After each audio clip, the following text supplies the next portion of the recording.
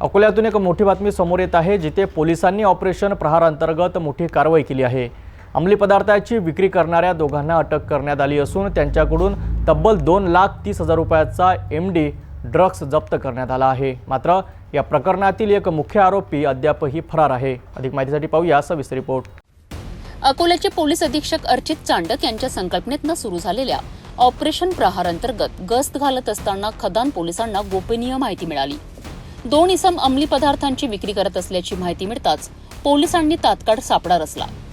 पोलिसांनी संशयित आरोपींना ताब्यात घेऊन विचारपूस केली असता त्यांनी उडवाउडवीची उत्तरे दिली आहे। त्यानंतर त्यांची झडती घेतली असता त्यांच्याकडून अंमली पदार्थ आढळून आले। खदान पोलिसांनी या कारवाईत दोघा आरोपींकडून अंदाजे 2,30,000 रुपये किमतीचे 46 ग्रॅम 30 मिलीग्रॅम एमडी ड्रग्ज जप्त केले आहेत। या प्रकरणी पोलिसांनी 2 आरोपींना अटक केली आहे। मात्र या प्रकरणातील मुख्य आरोपी गब्बर जमादार हा अद्यापही फरार आहे। सूत्रांनी दिलेल्या माहितीनुसार गब्बर जमादार हा वंचित बहुजन आघाडीचा कार्यकर्ता आणि पोलीस मित्र असल्याचे बोलले जात आहे। विशेष म्हणजे त्याचा एक व्हिडिओ समाज माध्यमांवर व्हायरल झाला आहे, ज्यात तो पोलिसांवर पैशाची उधळण करताना दिसत आहे। वंचित बहुजन आघाडीने मात्र गब्बर जमादारशी पक्षाचा कोणताही संबंध नसल्याचे स्पष्ट केले आहे। पोलीस आता या फरार आरोपीचा कसून शोध घेत आहे। काय कारवाई झाली आहे? खदान पोलीस स्टेशन येथे मातृभूमी प्रेस येथे आपल्याला एक गोपनीय माहिती मिळाली की काही इसम त्यांच्यासोबत प्रतिबंधित ड्रग्ज एमडी कॅरी करत आहेत। तर त्या माहितीच्या आधारे खदान पोलीस स्टेशनचे पोलीस निरीक्षक आणि त्यांची टीम तिथे पोहोचली। त्यांनी सदर इसमांची चाचपणी केली, त्यांच्यावर रेड केली आणि त्यांच्याकडून प्रतिबंधित असलेला एमडी ड्रग्ज आपण हस्तगत केलेला आहे।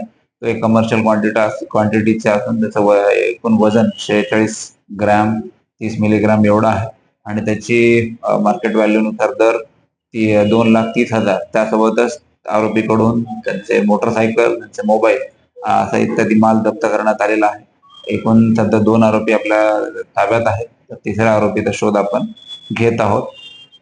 तर नेटवर्क पुढे आरोपी क्रमांक 1 आहे मोहम्मद यासीन मोहम्मद आसिफ, राहणार पंचगव्हाण तालुका तेलारा। तर दुसरा आहे मुस्ताक खान हदीक खान, हा गफूरवाला प्लॉट अकोला इथला आहे।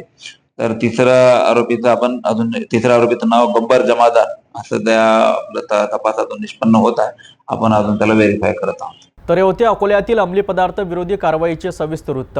या प्रकरणी पोलीस अधिक तपास करीत असून फरार आरोपी गब्बर जमादारला लवकरच अटक केली जाईल अशी अपेक्षा आहे। अंमली पदार्थाचे हे जाळे पूर्णपणे उद्ध्वस्त करणे हे पोलिसांसमोर मोठे आव्हान आहे।